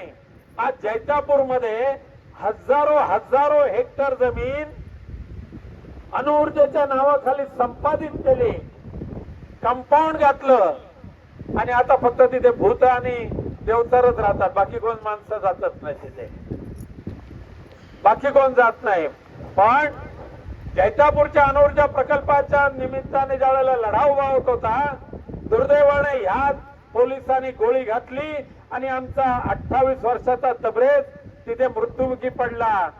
त्याच्या बलिदानातून, तबरेजच्या बलिदानातून जैतापूर प्रकल्प जमीन जरी त्यांनी हडप केली तर प्रकल्प आम्ही होऊ दिला नाही आणि म्हणून आंदोलनाची तीव्रता ही अधिकाधिक करावी लागेल. रिफायनरीचा प्रश्न आला राजापूरच्या, त्या रिफायनरीच्या वेळेला सुद्धा खास करून हे जे प्रकल्प येतात बाबांनो, मगाशी तुम्ही सर्वांनी सांगितलेलं आहे, प्रकल्प यायच्या अगोदर दलाल लोक येतात. प्रकल्प उशिरा येतो पण दलालांची सुळसुळाट सर्वप्रथम सुरू होतो. म्हणून ते काल काळोखात ते जे काय बॅनर वगैरे लावले ना, हे सगळे दलालांचे धंदे आहेत. एक वेळ तो प्रकल्प परवडला, एक वेळ तो प्रकल्पाचा मालक परवडला, परंतु प्रकल्पाची रेटारेटी करणारे दलाल कधी परवडणार नाहीत. पण गावागावामध्ये जे दलाल असतील ना, या दलालांवर प्रथम बहिष्कार टाकण्याची तयारी प्रत्येक गाववाल्यांची असली पाहिजे. हे दलाल फसवतात, मेलेल्या माणसाला जिवंत करतात, खोट्या नाट्या सह्या करतात आणि तुमच्या जमिनी हडप करतात. राजू शेट्टी साहेब, तुम्हाला सांगितलं तर आश्चर्य वाटेल जानकर साहेब, केवळ कोकणातल्या 5 जिल्ह्यातल्या 1300 ग्रामपंचायतीवर त्यांनी MSRDC बसवलं गेल्या वर्षी. MSRDC तुम्ही कधी ऐकलंय? दोघे जाणते, तुम्ही लोकप्रतिनिधी आहेत. ह्या गावखेड्यातल्या ग्रामपंचायतीच्या जागी MSRDCचा कारभार करायचा आणि त्या MSRDCचा प्रमुख हा नवी मुंबईमध्ये बसवायचा. एकटा त्याच्या विरोधात मी त्यावेळेला आवाज उठवत होतो, एकटा. या MSRDC केवळ कोकणात का आणतात? या मुंडग्यामध्ये तुम्ही का आणतात? हिंदेमध्ये का आणतात? हा विषय मी त्यावेळेला उपस्थित केला होता. आता तुम्हाला लक्षात आलं असेल, MSRDC आणली आणि ग्रामपंचायतीचे अधिकार कमी केले की ह्या उपटसुंबांना आपल्या गावामध्ये यायला सोपा मार्ग मिळतो. तुमच्या परवानगीची गरज नाही सरपंच साहेब. त्यांनी जी काय बोरिंग वगैरे करायची होती ना, ती त्या MSRDCच्या अधिकाऱ्यांच्याकडून तत्वता मान्यता घेतली सुद्धा. त्यामुळे ह्या संपूर्ण जवळजवळ 1200 ग्रामपंचायती ह्या नाममात्र ठरलेल्या आहेत. त्यावेळेला सुद्धा लढा उभारला पाहिजेत होता. दुर्दैवाने कोणी गांभीर्याने घेतलं नाही. आमच्यावर थप्पा मारतात म्हणे आम्ही प्रत्येक प्रकल्पाला विरोध करतो. प्रकल्पाला विरोध करण्याचा यांना काही धंदा नाही. ते नवीन एक पोपटपंची करणारे आता झालेत ना आमदार, जमिनीचे दलालांचा मोठा बादशाह, त्यांचा तो धंदा. अरे अणुऊर्जा प्रकल्प आणता म्हणजे नेमकं काय आणता? मगाशी सुद्धा तारापूरचा उल्लेख जो केला डॉक्टर सावंत, तुम्ही खरा येतो. तारापूर पालघर मध्ये मी प्रत्यक्ष पक्षाचं काम करतो, जाऊन त्या बाजूला घरोघरी बघाल तर तुम्हाला कॅन्सरचे पेशंट दिसतील. घरोघरी प्रत्येक वाडीमध्ये किमान 2 तरी कॅन्सरचे पेशंट या अणुऊर्जा प्रकल्पाच्या आजूबाजूच्या गावामध्ये निर्माण होतात. अणुऊर्जा म्हणजे मानवजात नष्ट करणं तर आहे, परंतु प्राणी जात सुद्धा, जनावर सुद्धा नष्ट करायची. हे विष अणुऊर्जेच्या माध्यमातून तुम्ही कोकणात आणू इच्छिता आणि कोणाच्या भल्यासाठी? ते दिल्लीवाल्यांनी आज संपूर्ण कोकणातली भूमीची हडप केलेली आहे. दोडामार्ग पासून वेंगुर्ला, सावंतवाडी, मालवण, देवगड ते राजापूर ते अगदी पालघर पर्यंत हजारो हेक्टर जमीन आज दिल्लीवाल्यांनी हडप केलेली आहे, विकत घेतलेली आहे आपल्या गावातल्या दलालांच्या माध्यमातून. आपल्या पूर्वजांनी तयार ठेवलेली जमीन तुम्ही तपासून घ्या बाबांनो.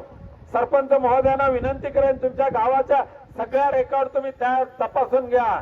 आपल्या गोरगरीब जनतेची जमीन या दलालांच्या माध्यमातून कोणाच्या घशात तर घातली गेली नसेल ना, इकडे पाहण्याची आवश्यकता आहे. आज अणुऊर्जा तुम्ही देताना फार मोठं औदार्य केल्यासारखं सांगताय. काय केलंय सिंधुदुर्ग जिल्ह्यासाठी असं विचारतात विनायक राऊत आणि वैभव नाईकांनी. काय केलं सिंधुदुर्ग जिल्ह्यासाठी? होय, आम्ही केलंय. आज सुद्धा आम्ही अभिमानाने सांगू, उद्या सुद्धा सांगू, मरेपर्यंत सांगू. या सिंधुदुर्ग जिल्ह्याकरता 1000 कोटीच्या तरतुदी सहित शासकीय वैद्यकीय महाविद्यालय मुख्यमंत्री उद्धवजी ठाकरेंच्या माध्यमातून दिलं आणि सुदैवाने या वर्षीपासून 100 डॉक्टर दरवर्षी या सिंधुदुर्गाला मिळायला सुरुवात झालेली आहे. 100 डॉक्टर. आज या वर्षी 94 डॉक्टर्स आहेत. पुढच्या वर्षीपासून 100 डॉक्टर दरवर्षी या सिंधुदुर्गाला देणं ही साधी सुधी गोष्ट नाही. त्यासाठी डोक्यात काहीतरी असावं लागतं. फक्त पैशाने मतं घेतली म्हणजे फार काय बुद्धी आली असं होत नाहीये. हिंमत असली पाहिजे.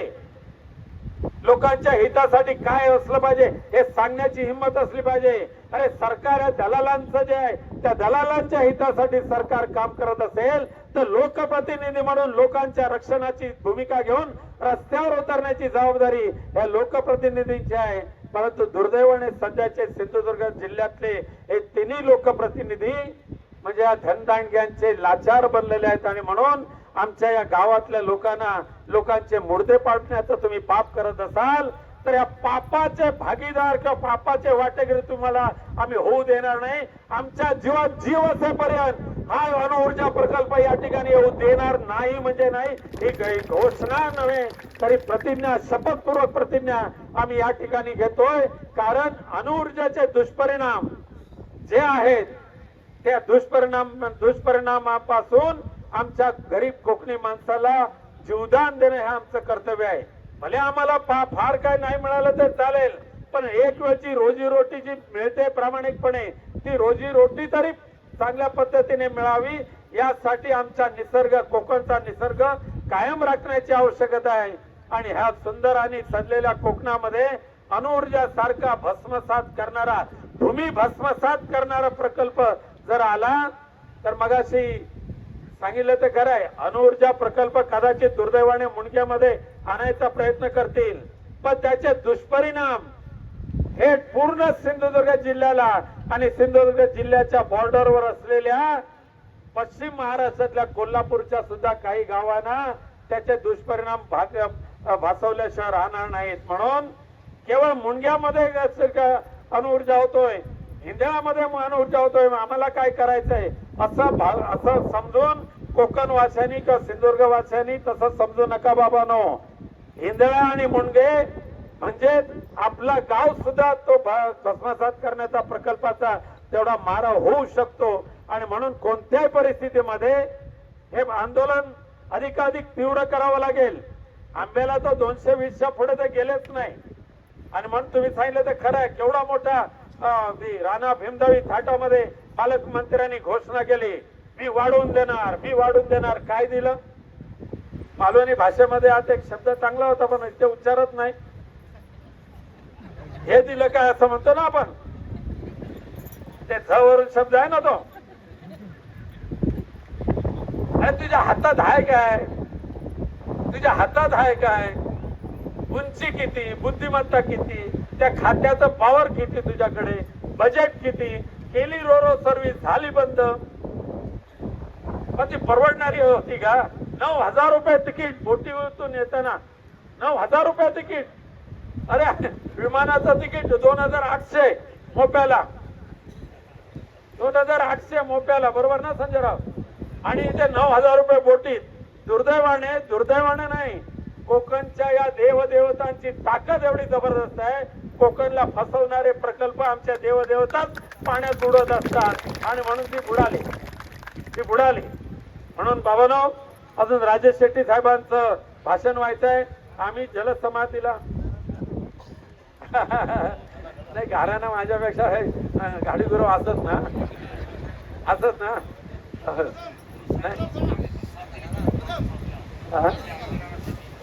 नाही, घराणा तर घालू भयात. आमचं देव आमच्यासाठी मोठा असा, बरोबर ना? तो घरचा देव असेल, गावचा देव असेल, कुलदेवता असेल, हे सगळे देवदेव आमच्यासाठी मोठे असत.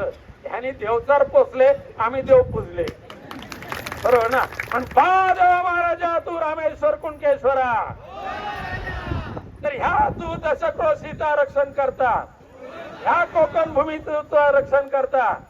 ही तुझ्या कृपेने उभी राहिलेली कोकण भूमी, आणि ही कोकण भूमी नष्ट करण्यासाठी आता काय राक्षस इलेले असत, त्या राक्षसांच्या माध्यमातून अणुऊर्जा प्रकल्प येता असा. अणुऊर्जा प्रकल्प किती घातक असा तो सावंत साहेबांनी सांगितलं असा.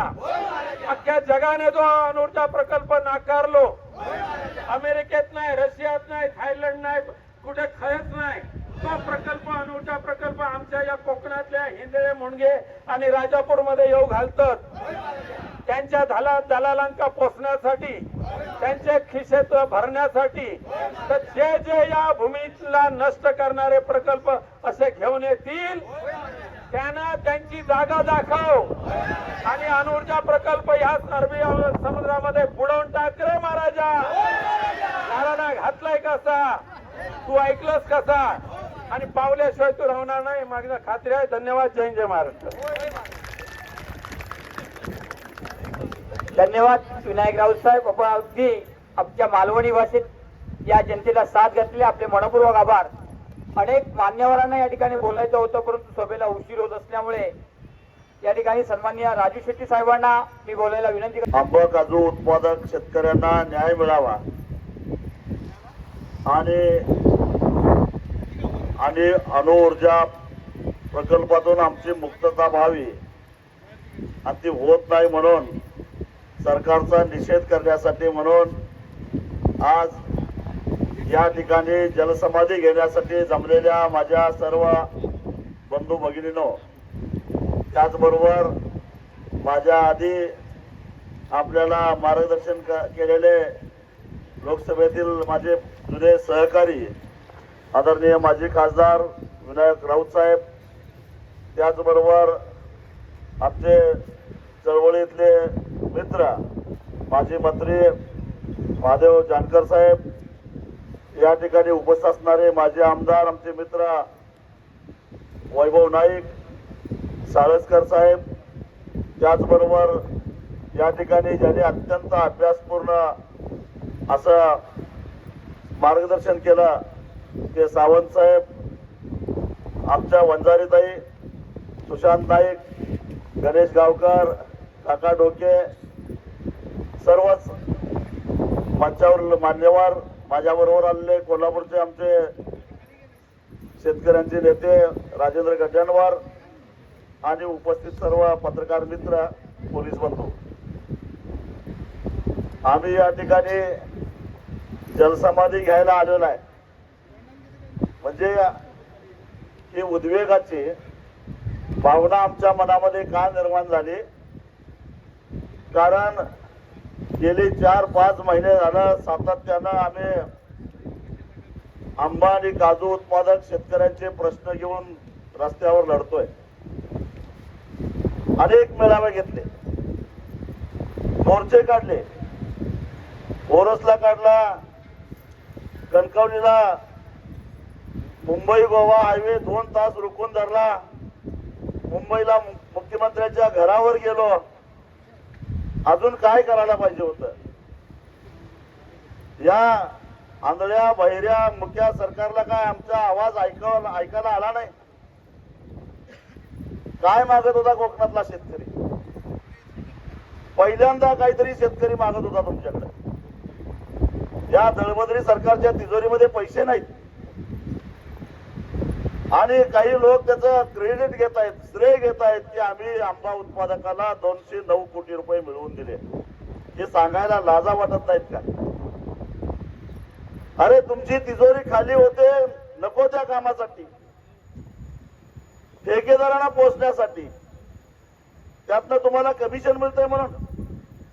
तुम्ही जर सांगितलं असतं तर आम्ही आंबा काजू उत्पादकांनाही सांगितलं असतं, सरकार जे काय होईल देईल त्यातलं 10% आपण परत दिलं असतं. त्यांना नावं सांगायची, फक्त त्यांच्या अकाउंटला जमा केले असते.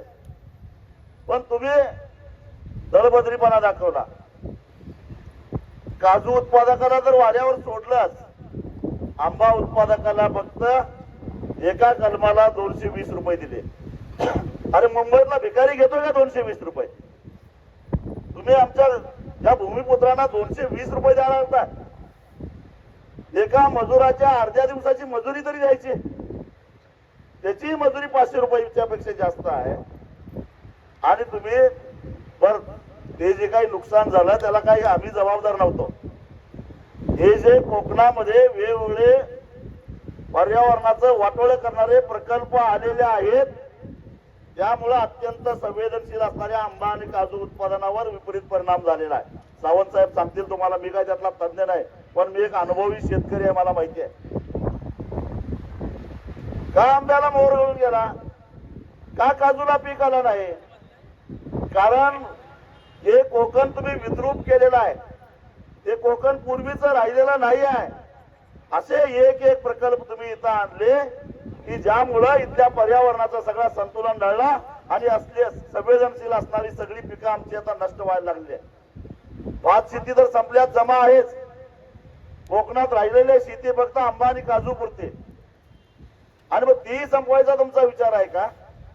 एका बाजूला भाषा करायची की आम्ही कोकणचा कॅलिफोर्निया करू, पण कृती मात्र कोकणचा राजस्थानचा वाळवंट करायची ही तुमची कृती आहे. लाज वाटली पाहिजे तुम्हाला जरा काहीतरी.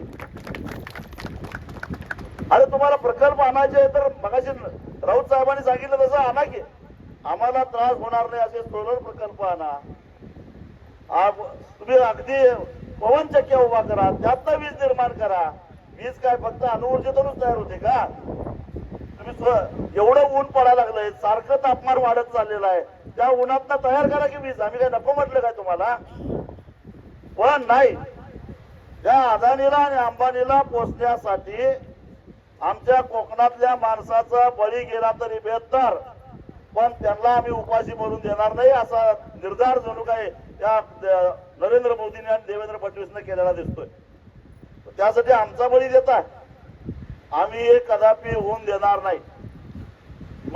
दोन सरपंचाचं मी अभिनंदन करतो की खऱ्या अर्थानं लोकनियुक्त सरपंच पदाची जबाबदारी त्यांनी पार पाडलेली आहे, त्याबद्दल त्यांचं मी खास अभिनंदन करतो. आणि लोकांनी आपल्याला सरपंच केले गावाच्या कल्याणासाठी, गावाच्या बाजूला खंबीरपणानं उभा राहणं आपलं कर्तव्य आहे आणि त्याबद्दल ते राहिले. पण फक्त 2 गावाचा प्रश्न नाही आहे, अख्ख्या कोकणाचा प्रश्न आहे, अख्ख्या रत्नागिरी जिल्ह्याचा प्रश्न आहे, अख्ख्या सिंधुदुर्ग जिल्ह्याचा प्रश्न आहे. आणि त्यामुळे ज्यांना लोकांनी निवडून दिलंय ते सगळे लोकप्रतिनिधी आता लोकांच्या बरोबर राहिले पाहिजेत अशी आमची मागणी आहे. मी तुम्हाला सांगतो लोकांचा दबाव कसा असतो, जनमताचा रेटा कसा असतो याचं उदाहरण सांगतो. राऊत साहेब, आमच्या कोल्हापूर जिल्हा परिषदेवर भाजपची सत्ता आहे, त्यांच्या मित्रपक्षांची सत्ता आहे, पण गेल्या आठवड्यामध्ये जिल्हा परिषदेमध्ये 1 मताना ठराव झाला, आम्हाला शक्तीपीठ महामार्ग नको, आमच्या जिल्ह्यातून हद्दपार करा. ही असते जनतेची ताकद, हा असतो जनरेटा. हा जनरेटा आपल्याला सुद्धा तयार करावा लागेल. आणि म्हणून इथं संजय गावडे आलेले आहेत, अजून काही जिल्हा परिषद सदस्य असतील, मला माहित सगळ्यांच्या ओळखी नाहीत, पण बाकी कोण आलेच नाहीत. त्यांना विचारा तुमचं काही इथल्या जनतेची काही देणं घेणं आहे काय नाही. जिल्हा परिषदेमध्ये ठराव झाला पाहिजे, आम्हाला अणुऊर्जा प्रकल्प सिंधुदुर्ग जिल्ह्यामध्ये नको असा ठराव झाला पाहिजे. आणि त्या ठरावाला विरोध कोण कोण करतंय तेही आम्हाला बघायचं आहे. ठराव मांडल्यानंतर ठराव विरोध कोण करतंय हेही आम्हाला बघायचं आहे. पंचायत समितीमध्ये ठराव झाला पाहिजे, ग्रामपंचायतीमध्ये ठराव झाला पाहिजे, गाव सभेमध्ये ठराव झाला पाहिजे, नगरपालिकेमध्ये ठराव झाला पाहिजे. कारण अख्ख्या कोकणाच्या अस्तित्वाचा प्रश्न तयार झालेला आहे. या अणुऊर्जेतून बाहेर पडणाऱ्या पाण्यामुळे मला जे काही तज्ञ लोकांनी सांगितलं त्या पद्धतीनं समुद्राच्या आज जवळजवळ 3 किलोमीटर पर्यंत तापमान पाण्याचं वाढणार आहे. पाण्याचं तापमान जर का वाढलं तर पाण्यातला ऑक्सिजन कमी होतो, हे एवढं आम्हाला साधा ज्ञान आहे. आणि मग ऑक्सिजन कमी झाला तर अंडी घालायला मासे कुठे येतात, किनाऱ्याला येतात, म्हणजे त्यांच्या प्रजननावर त्याचा परिणाम होतो. म्हणजे माशाचं उत्पादन घटलं तर मत्स्य दुष्काळाचा धोका निर्माण होतो. उद्या आमच्या मच्छीमारांनी काय करायचं? तुमच्या वाढवणच्या बंदरावर येऊन तिथे काय माताडी म्हणून काम करायचं काय? तुमच्या अदानीच्या मॉलवर जाऊन, अंबानीच्या मॉलवर जाऊन खासगी सुरक्षा रक्षक म्हणून दंडुका हातात घेऊन काम करायचं? एका बाजूला तुम्ही म्हणताय की कोकणातल्या पोरांनो बाहेरून कोकणात या आणि आहे इथं जे काही थोडाफार रोजगार करून जगतायत त्यांना देशद्रोहीला लावायला लागलेला आहे. लाज नाही का वाटत? अरे इथं तुम्हाला मगाशी गणेशने सांगितलं 400 कोटी रुपये खर्च करून जो काही MTDCचा प्रकल्प उभा केलेला होता तो का चालू केला नाही, तो का बंद आहे? या प्रश्नाचं उत्तर द्या. कारण पर्यटनातून आपोआपच रोजगार निर्मिती झाली असते.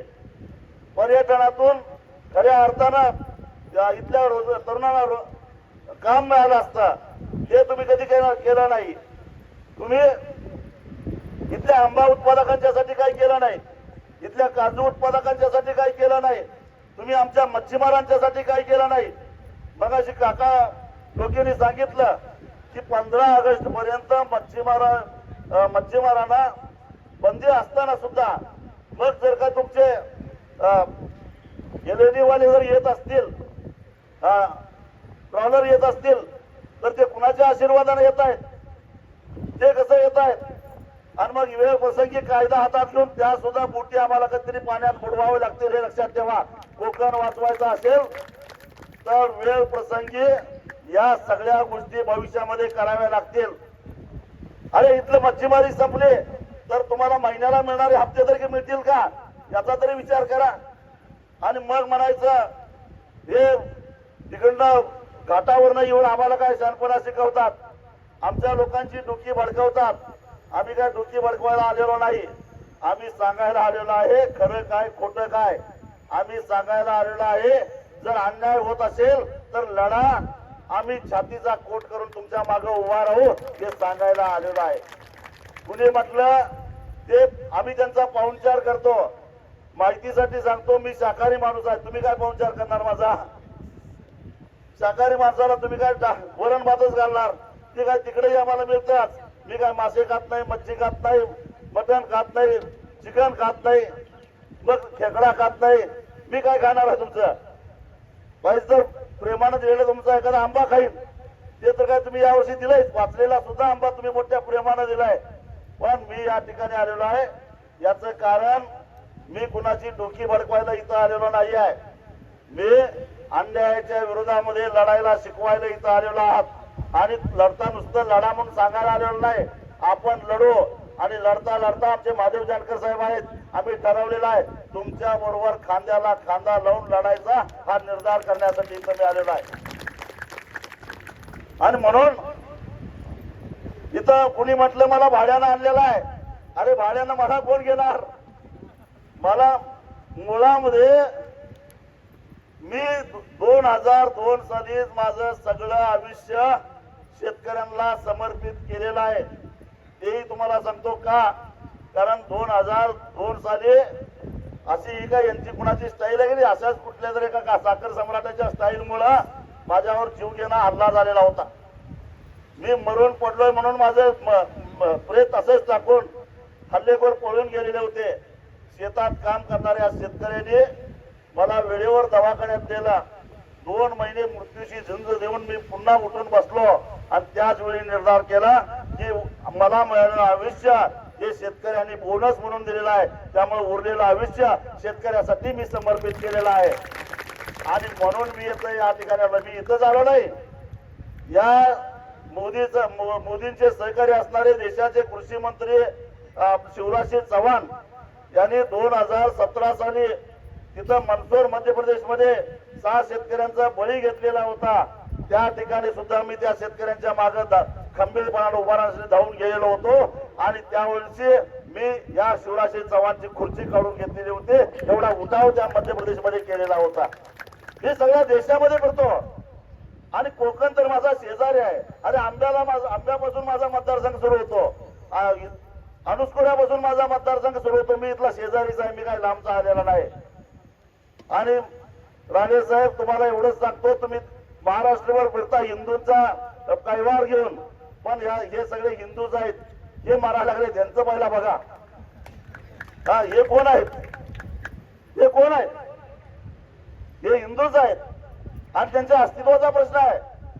सरकार तुमच्यासाठी 12 वर्षापूर्वी नाशिकचा कुंभमेळा फक्त 2,500 कोटीमध्ये झालेला होता. आणि आज 12 वर्षानंतर आता काय झालं, तो कुंभमेळा 35,000 कोटीवर गेला. कशासाठी? कमिशनसाठी. ते व्हिडिओ आला बघितला का नाही, कुणाची किती वाटली ते. म्हणजे सरकारच्या तिजोरीवर दरोडे टाकायला त्यावेळी तुमच्या तिजोरीत पैसे आहेत आणि आंबा उत्पादकाला द्यायला तुमच्याकडे पैसे नाहीत, काजू उत्पादकाला द्यायला तुमच्याकडे पैसे नाहीत. आणि तुम्ही देत तर काही नाहीच, पण दुष्काळात 13वा महिना म्हणावा त्या पद्धतीनं तुम्ही आहेत तेच आमचं जे उपजीविका आहेत ते काढून घ्यायचा प्रयत्न तुम्ही करताय. जरा तरी लाज वाटली पाहिजे. जर तुम्हाला आम्हाला काय द्यायचं नाही तर मग अणुऊर्जा प्रकल्प आणून आमची शेती का नष्ट करायला लागलाय, आमचं आरोग्य का धोक्यात आणताय, आमचं अस्तित्व का नष्ट करायला उठलाय. तुम्ही आरामात मुंबईत राहाल हो, तुम्हाला हवा बदल करण्यासाठी तुम्ही परदेशात निघून जाल, युरोपात निघून जाल, पण आम्हाला वर्षानुवर्षे याच भूमीमध्ये राहायचं आहे, याच जागेत राहायचं आहे.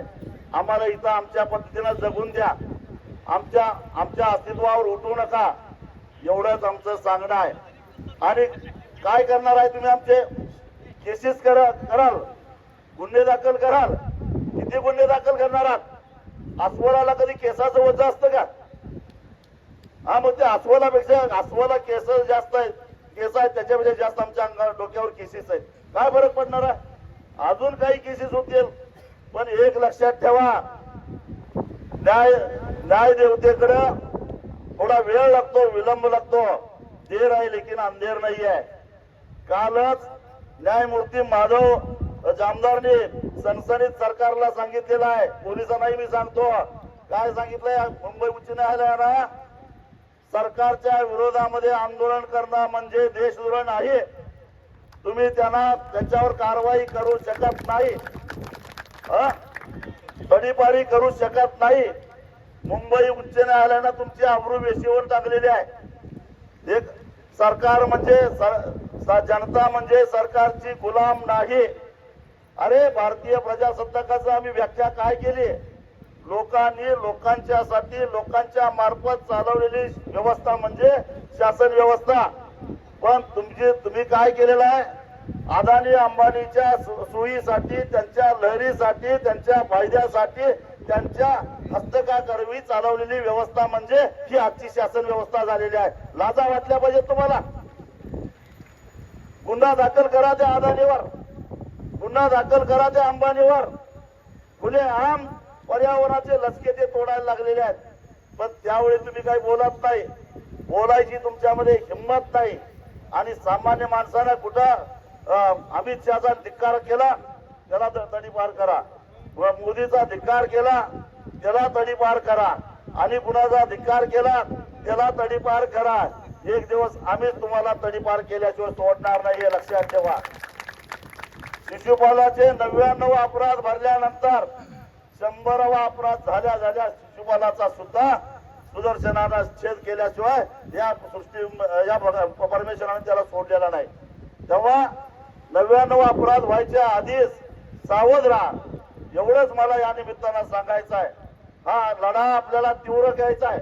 आम्ही काय सरकारकडे भीक मागत नाही. आंबा आणि काजू उत्पादकाकडनं तर मदत घेऊच, आमचा हक्क आहे तो, कारण आम्ही करदाते आहोत.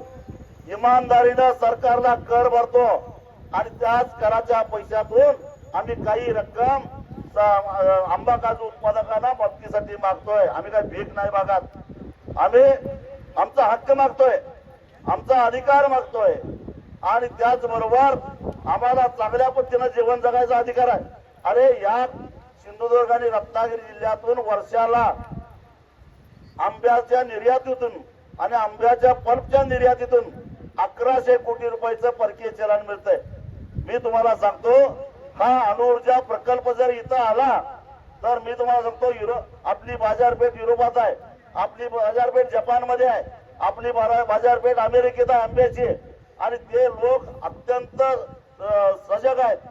अणुऊर्जेच्या आजूबाजूला कुठलाही खाद्यपदार्थ तयार झाला तर ते आपल्या देशामध्ये येऊन देत नाहीत. म्हणजे उद्या आपल्या आंब्याची बाजारपेठ जाणार आहे, आपल्या काजूची बाजारपेठ जाणार आहे. यदा कदाचित ते मासे सुद्धा घेतील का नाही मला शंकाच वाटते. आणि मग या कोकणामध्ये काय शिल्लक ठेवणार आहात तुम्ही? म्हणजे तुम्ही आम्हाला जगून देत नाही. आम्ही आमच्या पद्धतीनं जगत असलो तर तिथं सुद्धा तुम्ही आमच्या काळं मांजर यावं तसं आडवं येणार, हे आम्ही चालून देणार नाही. हे एवढंच मला या निमित्तानं सांगायचं आहे. आणि म्हणून आज आम्ही वैफल्यग्रस्त होऊन तुम्ही आम्हाला जगूनच देणार नसाल तर मग आम्हाला जाऊन दे समुद्रात, जाऊन दे आम्हाला जलसमाधी घ्यायला. आम्ही घेतो जलसमाधी, कारण तुम्ही आम्ही जिवंत असताना तुम्ही आमच्यावर राज्य करू शकत नाही. आमच्या मुडद्यावर राज्य करायचं असेल तर तुम्ही खुशाल करा, पण जोपर्यंत या 5.5 कोटी शरीरामध्ये आमचा जीव आहे तोपर्यंत आम्ही तुमचा हा अन्याय सहन करणार नाही, हा निर्धार व्यक्त करायला आम्ही इथं आलेलो आहे. आणि त्यामुळं माझी सरकारकडं एवढीच मागणी आहे, एक तर शांतपणानं आम्हाला जलसमाधी घेऊन द्या, नाहीतर मग हा प्रकल्प पहिल्यांदा हद्दपार केल्याचं सांगा. हा प्रकल्प रद्द केल्याचे ठराव जिल्हा परिषदेमध्ये आले पाहिजेत, पंचायत समितीमध्ये झाले पाहिजेत, नगरपालिकेमध्ये झाले पाहिजेत. त्याचबरोबर प्रत्येक लोकप्रतिनिधीने ज्यांना कोकणातल्या लोकांनी मतं दिलेली आहेत त्यानं या प्रकल्पाच्या विरोधामध्ये भूमिका घेतली पाहिजे. त्यानं आंबा काजू उत्पादकाला न्याय मिळाला पाहिजे, ही भूमिका घेतली पाहिजे. जर सरकारची तिजोरी या उद्योगपतींच्यासाठी खुले आम रिकामी केली जात असेल तर मग निसर्गाच्या तडाख्यामध्ये नुकसान झालेल्या शेतकऱ्याला मदत करण्यासाठी त्यांना मदतीचा चेक देताना त्यांच्या हाताला लकवा झालाय काय, त्यांचे हात का कापतात? याचं कारण आपली भीती त्यांना राहिलेली नाही. ती भीती तुम्हाला निर्माण करावी लागेल. आपण लढत राहूया, कारण आपण सत्यासाठी लढतोय. सत्तेसाठी लढायला आम्ही इथं आलेलो नाही. इथला कुणीही माणूस सत्तेसाठी लढायला आलेला नाही आहे. आम्ही सत्यासाठी लढायला आलेलो आहोत आणि सत्यासाठी वेळ प्रसंगी आमचा जीव द्यायला सुद्धा तयार आहोत. पण आम्ही मैदानातून पळ काढणार नाही हा निर्धार करायला म्हणून मी इथं आलेलो आहे. आणि म्हणून माझी तुम्हाला विनंती आहे, पोलिसांनाही विनंती आहे, आज ही पहिली वेळ आहे. इथं एवढ्या मोठ्या संख्येनं सगळे जलसमाधी घ्यायचे या निर्धारानं आलेले आहेत. आलाय का नाही तुम्ही? काय भीती वाटते? आम्ही सगळे जलसमाधी घ्यायच्या निर्धारानं आलेलो आहोत. परंतु पहिल्या टप्प्यामध्ये आम्ही नेते मंडळी जलसमाधी घेतो असं नको. मी असं सांगायला आलो नाही तुम्ही जलसमाधी घ्या आणि मी जर नंतर उद्या परवा बघतो, असं काय आलेलं नाही. तुमच्या वतीनं आम्ही प्रातिनिधिक स्वरूपामध्ये आम्हाला हे आंदोलन करून द्या, आम्हाला अटकाव करू नका, एवढीच माझी पोलिसांना विनंती आहे. एवढंच सांगतो आणि थांबतो. धन्यवाद. धन्यवाद राजू शेट्टी साहेब. या ठिकाणी मुनगे गावचे सुपुत्र मुंबई विद्यापीठाचे माजी कुलगुरू आणि माजी खासदार आदरणीय भालचंद्र मुनगेकर सर हे उपस्थित राहणार होते, परंतु त्यांची तब्येत बरी नसल्यामुळे ते उपस्थित राहू शकले नाहीत. परंतु या संपूर्ण आंदोलनाला आदरणीय भालचंद्र मुनगेकर सर यांनी पाठिंबा दिलेला आहे. धन्यवाद. बरं, सर्वांनी अगोदर स्टेप बाय स्टेप आधी नेते मंडळी आहे ती पुढे जातील, त्याच्यानंतर बॅरिकेडिंग आहे. स्टेप बाय स्टेप आपण शेतकऱ्यांनी आणि प्रकल्पग्रस्त लोकांनी जायचंय. कार्यकर्ते सगळ्यांना विनंती आहे की कृपया पाण्याचा स्तर वाढलेला आहे, आज चतुर्थी आहे, पाण्याचा स्तर वाढलेला आहे, तर आपल्याला विनंती आहे की आपण पाण्यामध्ये उतरू नये आणि पोलीस प्रशासनाला सहकार्य करावे. कृपया सर्वांना विनंती आहे की आपल्याला पाण्याचा प्रवाह वाढलेला आहे, आपण पाण्यामध्ये प्रवेश करू नये.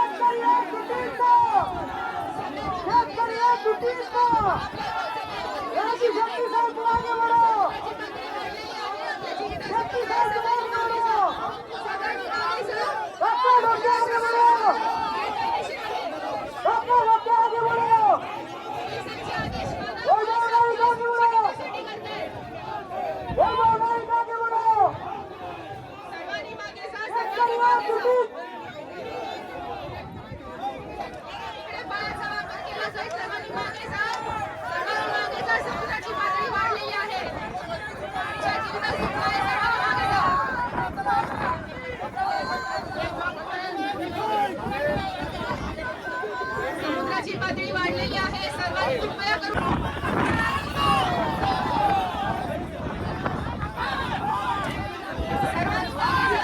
आपल्या